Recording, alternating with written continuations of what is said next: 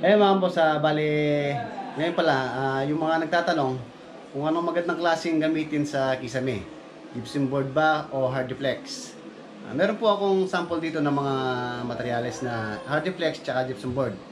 At po, kukumpare po natin sila kung ano yung maganda. Ito po yung kapirasong Hardiplex is 316 po yung kapal nito. Ayan. Bali po yung Hardiplex kasi versus ito, gypsum board. Ito yung gypsum board.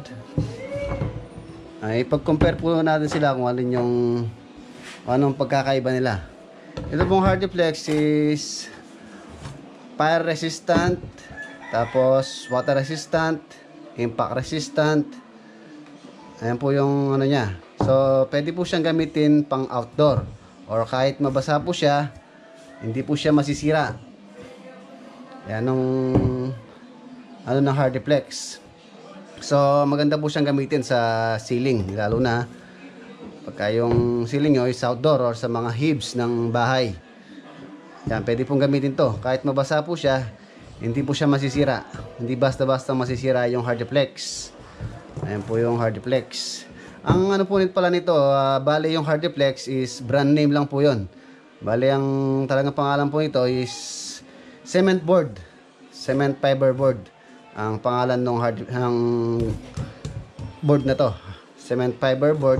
Yung Hardiplex is brand name, tapos yung isang brand naman is yung mabibili dito is smart board tsaka Hardiplex, pero mas maganda po yung Hardiplex syempre. At kung anong magandang gamitin sa kisame, pwede rin po ito 316 ang kapal nito. Tapos syempre mas maganda po yung makapal or makapal nito yung 1/4. May 1/4 po nito. Mas maganda rin gamitin sa kisame yun. So, ito po yung Hardiplex. So, ito namang gypsum board. Ito pong gypsum board is gawa po siya sa ano, parang chalk lang na binalot lang ng papel. Ayan. Bali, papel lang po yung naka ano sa kanya. Siya yung nagpapatibay. Parang pinatigas na chalk lang po tong gypsum board. Ayan. Madali lang pong baliin yan. Ayan. Itong gypsum board, hindi po siya waterproof. Or ano rin siya. Nasusunog din tong papel niya. Tsaka takot siya sa tubig. Siyempre. Pag nabasa po itong gypsum board, masisira na po to. Kaya ginagamit lang to mga boss sa indoor. Or yung hindi siya mababasa. Kaya mas para sa akin, mas magandang gamitin yung Hardiplex sa kisame. Itong gypsum board, maganda to mga boss sa partition, wall partition, hanggang ganyan. Tapos gagamit tayo ng metal stud. Metal stud ang gagamitin pagka partition ng gagawin or i-install natin. Tapos yung kapal nitong gypsum board mga boss, mayroon dalawang klase nito. May 9mm yung kapal, tapos mayroon ding 12mm. Ito nasa 12mm yata ito mga boss. Halos yung ginagamit sa kisame mga bossing, kung gypsum board ang paggagamit nyo is 9mm lang yung nilalagay sa kisame. Mas madali pang install tong gypsum board kaysa dito sa Hardiplex sa ceiling. Ini-screw lang kasi ito mga boss, hindi katulad nitong Hardiplex is kami pag gumagawa kami is rivet ang ginagamit namin. Mas ano kami doon, mas matibay para sa amin yung ganun. Tsaka mas malinis pagka pinuntrahan. Hindi litaw yung mga ulo ng rivets or nilulubog namin ng konti para hindi kita. O ayan. Para sa akin mga boss, pagka sa ceiling ang gagawin, mas okay sa akin yung Hardiplex. Pwede siya sa indoor, pwede sa outdoor. Pwedeng mabasa, hindi basta-basta masisira. Di tulad nitong gypsum board na pag nabasa to, wala na, sira na. Ayan mga boss, tapos mas maganda para sa akin yung Hardiplex mga boss sa ceiling. Tapos dito naman tayo sa plyboard. Ito yung tinatawag nilang marine na plywood. 3/4 to mga boss. Ayan. Makikita nyo, bali laminated wood siya. Ayan. Pag ganyan nakikita nyo guhit-guhit yan mga boss, ano yan, marine yan. Ayan, nakikita nyo yung guhit-guhit na yan. Marine plywood yan, 3/4 yung kapal. Meron ding 1/4, meron din 1/2 ang kapal nito. Bali yata yung bili ko nito mga boss nasa 1,500 1,150 yata to. Isang marine. Yung ordinary lang na plyboard. Ito naman ang tinatawag nilang plyboard. Mapapansin nyo, kahoy lang sa gitna, tapos nilaminate lang siya ng parang plywood na manipis na naka-sandwich yung kahoy. 3/4 din ang kapal nito. Kung magtitipid kayo, nagpapagawa kayo ng cabinet, medyo mas mura kasi ito. 900 lang ata isa nito. Isang peraso ng plyboard.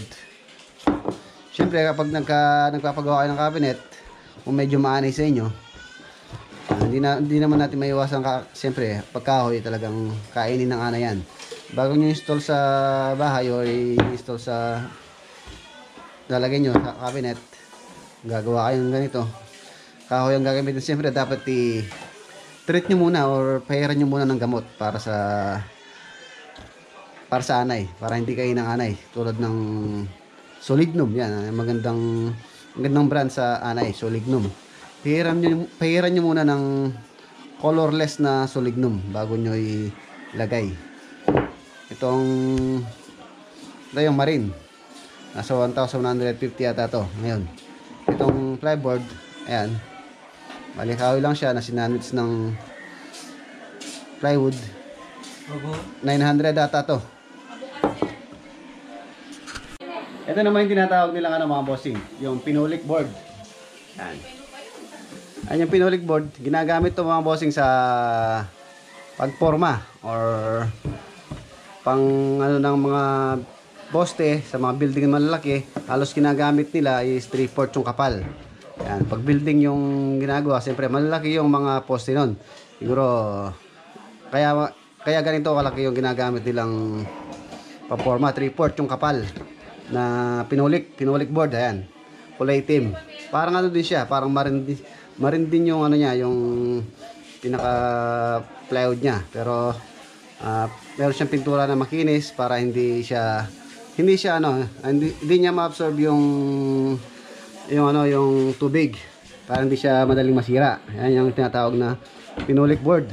Meron din sa mga bahay mga boss, halos ginagamit na ngayon sa mga gumagawa ng bahay. Kung mapapansin nyo is yung 1/2 lang yung kapal na pinulik board ang ginagamit sa mga bahay na ginagawa, kasi mas matibay yung forma pagka ganun. Pagka pinulik board yung ginagamit, kasi siya, bali pintura na siya, hindi siya ganun sumipsip ng tubig, kaya hindi siya kagad nasisira. Di tulad ng ordinaryong plywood lang, ilang beses mo lang gamitin yun, na siya, mamagana yung plywood, tapos masisira na, marupok na. Di tulad ng pinulik, mas matibay. Maganda rin siyang gamitin sa pangsahig. Tulad ng yung bahay ko is pinulik board yung ginamit kong pangsahig dito sa akin second floor. Tapos yung ginamit kong pinaka patibay niya sa sahig is 2x itong tubular na 1.5 ang kapal. Yan, tapos ito yung pinangsahig ko, pinulik board. Mas maganda to mga bossing. Kung gusto niyo makatipid, kung wala kayong masyadong budget, pwede rin gumawa ng second floor. Kaya lang medyo mas maganda talaga yung slab, syempre. Lifetime na yun. Syempre yung pinulik tsaka yung bakal, kailangan naka-maintain yung niyan, pintura, syempre, para hindi manghalawang yung bakal. Tapos ito naman yung isa mga bossing, ito PPR tsaka PVC. Pag-compare natin sila kung anong mas matibay, syempre. Ito yung PVC mga boss. Ayan. Dati ito yung ginagamit, pero hanggang ngayon naman ginagamit pa to. Mas matipid kasi to compare dito sa PPR. Ito yung PPR ngayon na bagong litaw na materyales sa pag waterline ang ginagawa. Ito yung PVC, siguro isang buo nito 10 meters yung haba, ay 10 meters or 10 feet. 10 meters yung haba. 3 meters lang pala mga boss, sorry. 3 meters lang pala yung haba nito. Isang buo, 3 meters lang. 10 feet lang yung sa feet. 10 feet lang. Tapos 3 meters sa haba niya. Ang isa pala nito is dito sa amin yata 90 pesos sa isang buo. Tapos pagka i-install to, syempre solvent lang yung ginagamit. pwede na. Kaya medyo tipid pagka ganito. Pero mas kung sa tibay ang pag-uusapan, siyempre mas matibay itong PPR. Itong PPR yata is 4 meters yung haba nito, yung isang buo. Tapos yung presyo nito is doble nito. Kung 90 pesos to, 180 ito. PPR. Mas matibay ito mga boss. Makunat. Kahit pupukin mo ng martilyo yan, hindi basta-basta mababasag. Hindi katulad nito, pagka pinukpok mo to, basag na tong PVC. Ito, kahit masinsil mo na hindi mo sinasadyang sinsilin kung nakabaon, hindi siya basta-bastang masisira or mabubutas. Ayan, mas matibay itong PPR. Tapos pagka ginagamit naman to, pagka ini-install, meron nabibiling mga boss, yung fusion machine or heater. Ang bali, iniinit lang to gamit yung fusion machine. Meron silang doon, merong size doon, 1/2. Kung 1/2 yung lalagay nyo, meron silang adapter na yung heater na ginagamit. Meron pang 1/2, meron pang 3/4, meron pang 1. So pagka 1/2 yung gagamitin. Tapos iniinit lang. Tapos bali pinufusion lang siya para magdikit sila yung kasama nito. Mabibili yung fusion machine mga boss or yung heater sa hardware, siguro nasa 1.5 yung presyo nun, yung heater or fusion machine. Ayan, mas matibay ito, mas maganda sa waterline tong PPR. Ito yung bagong ginagamit ngayon sa mga nagpapagawa ng bahay. Kung gusto nilang matibay yung waterline, ito mas maganda tong PPR, pero mas mahal lang ng konti ito. Halos doble pala ang presyo nito kesa dito sa PVC pipe na kulay blue. Kaya mga bossing, saan naman tayo mga boss sa electrical? Kung ano mas magandang gamitin dito sa dalawa, kung ito bang PVC or itong flexible hose na 1/2. Ayan. Itong flexible hose mga boss, ginagamit to sa mga pangabang din, or ito yung sinusuotan ng mga wire natin kapag nag-install tayo sa bahay. Siyempre, pagka nag-slab tayo, mas magandang gamitin or pangabang itong PVC. Kasi mga boss, pagka slab, pagka nagbuhos kayo ng slab, siyempre hindi maiwasan na makapakan yung mga tubong naka-layout sa ating slab. So pagka ganito yung naka-layout or nakabang na nilagay, siyempre pagka napakan to, kung wala pa siyang wire sa loob, mahihirapan na siyang pasukan ng wire o pagka nayupi. Hindi katulad nito, kahit mapakan to, siyempre pagka build tayo nito, yung makapal mas maganda. Pag napakan to, hindi naman ganun ka mayupi. Siyempre PVC na siya, hindi siya mayupi basta-basta. Pwede rin naman gamitin to sa pagabang ng slab mga boss. Siyempre ingatan lang na wag mapakan, or mas kung gusto nyo sigurado kayo, pagka inabang nyo is pasukan nyo na ng wire para sigurado, para hindi na siya tawag dito, mabara. Pagka pinapasukan kasi ng wire, minsan madalas pagka ganon, pagka nakaabang, minsan pag nag-wiring kami, madalas talaga pagka flexible hose yung nakaabang na sa slab is na babarahan itong ganito, or pagka wala siyang abang na alambre. Siyempre abang din ng alambre. Pagka hinihil na, hinuhugot, pinapasukan ng wire, nahihirapan, barado. Pero mas maganda talaga yung ganito mga bossing, yung PVC sa pag-install ng kuryente. Pero ayos din naman to, basta ingatan lang. Kahit sa flooring, syempre basta ingatan lang, wag lang mabarahan, okay lang din. Kung medyo nagtitipid kayo, ayos din yung flexible hose compare dito. Mas mahal kasi ng konti itong PVC kesa sa flexible hose, at saka matrabaho pang gawin ito compare dito sa flexible hose. Ilalatag mo lang ito kasi pagka may bend, syempre kung medyo magaling yung installer, syempre magabang, bali bibend na lang nila to.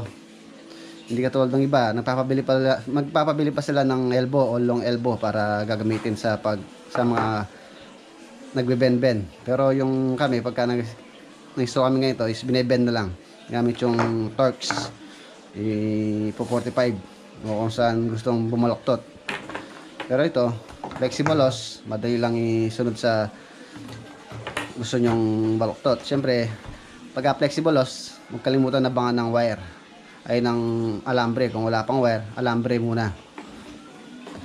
Para sa akin, mas maganda to mga boss. Itong PVC. Kaya mga boss, syempre yung pag-installa sa bahay, ano nga bang kapal ng kuryente ang ginagamit sa pag-installa o pag-wiring ng isang bahay ang ginagamit? Sa mga ilaw mga boss, halos number 14 or sa mga ilaw lang ha. Separate kasi yung breaker ng ilaw.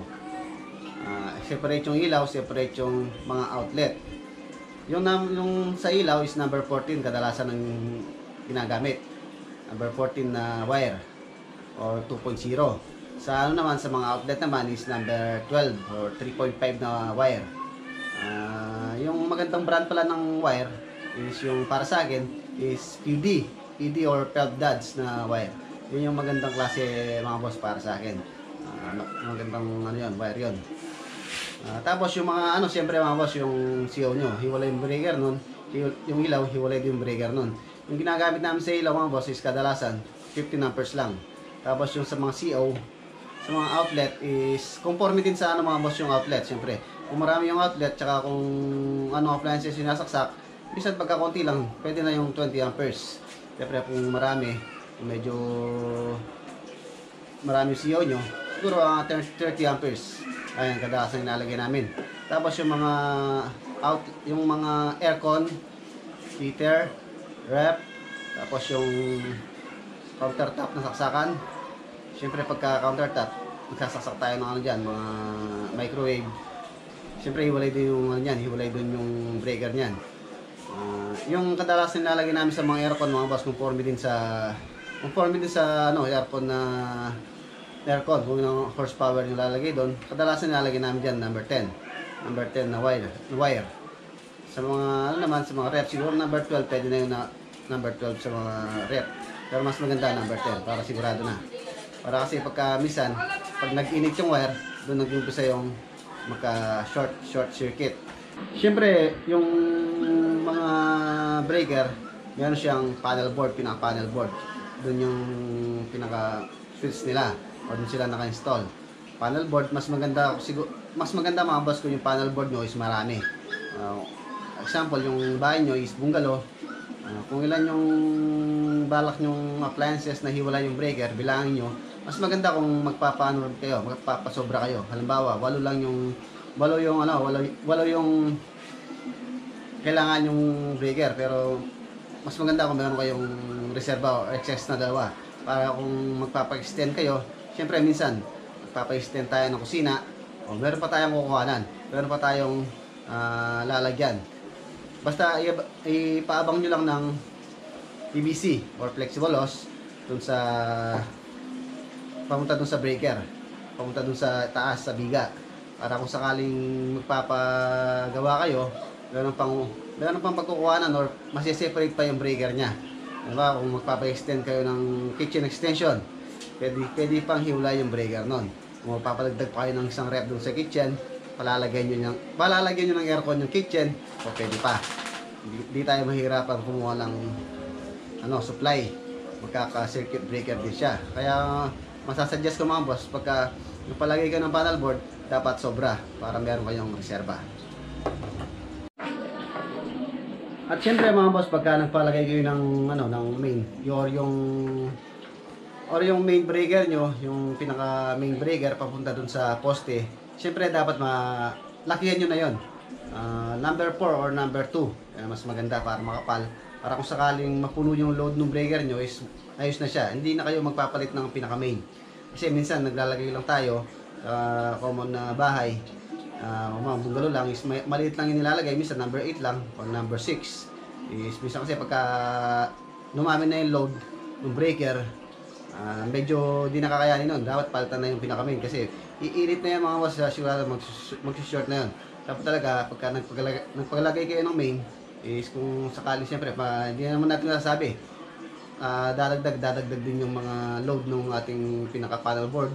Mas maganda kung malaking wire na number 4 or number 2, number 6, ganyan. Ayos na yan mga boss. Yung number 8 medyo maliit yun pagka sa bahay. Number 4 mas maganda o number 2. At syempre pagka dumami na yung load ng isang breaker, or sa circuit breaker, kung yung naka-install doon is 60 amperes, pagka napuno na, kung di na, kailangan na palitan nyo. Kung 60 amperes, kailangan nang i-upgrade or palitan ng 100 amperes para ayos yung load ng isang circuit breaker natin. Tapos dito naman tayo sa mga boss, spandrel. Ito yung spandrel. Ang laki nito mga boss, yung nabibili dito, ito ready made na to. Bali nabili ko to noon, yung nilagay ko sa to sa Solana. Bali lang to, pinagtabasan lang is 10 cm yung kapal nito or 4 inches. Bali 6 meters ang haba nito mga bossing. Ito yung may slots or yung ginagamit nila para sa air ventilation. Pagka nagpa-install kayo ng spandrel mga boss, maganda kung maraming air ventilation para presko yung sa loob ng ceiling. Hindi pagka kasi umakyat ka sa ceiling mga boss, pagka walang air ventilation, ay napakainit talaga, sobra. Parang nasa ano ka, hindi nyo pa naranasan, parang nasa impyerno pagka nasa loob ka ng parang nasa oven sa loob ng kisame na walang air ventilation na ganito. Mas maganda kung marami yung lalagay nyo. Ipalalagay nyo kung spandrel yung lalagay nyo ganito. Mas maganda maraming air ventilation. Suggest ko lang sa inyo mga bossing, para presko yung bahay nyo. Yung bossing mga contractor minsan hindi nila nilalagyan ng ng ganito na may butats or may slots na spandrel. Ito yung spandrel mga boss. Bale bili ko to 242 yata o 22. Nasa ganong price mga boss.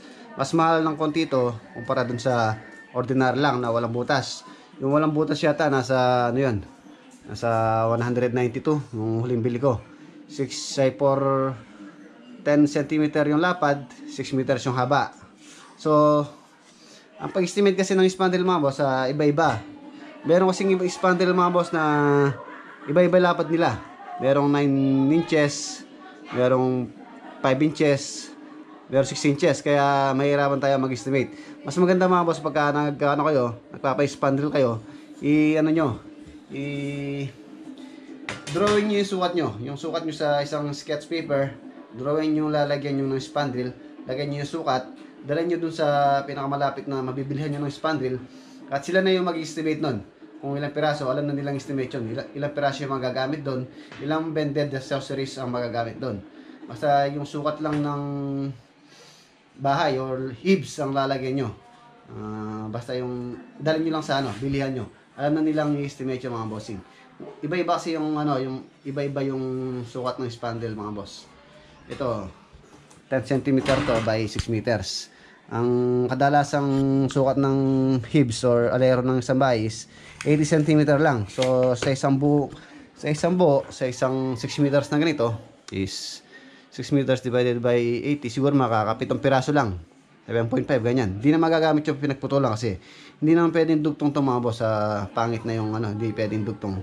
Dapat talaga buo. So siguro mga boss to, isang metro na lalagyan nyo, siguro makagamit kayo ng siyam na pirasong ganito, siyam na putol, 80 cm, isang metro yon. Siyam na putol ang magagamit. Di kung lang nun, kung 10 metro, halimbawa 10 metro times 10, di 90 divided by mo sa isang piraso nito is, halimbawa isang piraso, 7 lang, 90 divided by 7, ilan yun? Yan yung piraso na magagamit nyo. Kung ganito lang kalaki Bale mga boss, sana nagka-idea kayo sa senior ko. Yung pong mga binanggit ko is sa experience lang po namin yun. Siyempre kung bakit ko alam yun, dahil marami na po kami nagawang bahay at ni-repair. Kaya alam ko yung madalas masira sa isang bahay. Alam ko yung madalas naming i-repair. Shoutout nga po pala kay Shilo na birthday po niya ngayon. Happy birthday sa iyo, Shilo. Hanggang dito lang po yung video natin. Salamat po sa panonood nyo. Kita-kita po tayo sa next video. Yung po mga gusto magtanong, i-comment nyo lang po sa baba kung anong gusto nyo malaman or gusto nyo magka-idea. Subukan ko pong sagutin yung mga tanong nyo habang nasa quarantine tayo ngayon, na nasa bahay tayo. Hindi tayo makapagtrabaho dahil wala ring mabiling materyales, sasagutin po natin yung mga tanong nyo kung kaya ko rin sagutin mga bossing. Hanggang dito na lang po. Kita-kita po tayo sa next video. Maraming salamat po sa panonood. Paalam po muna.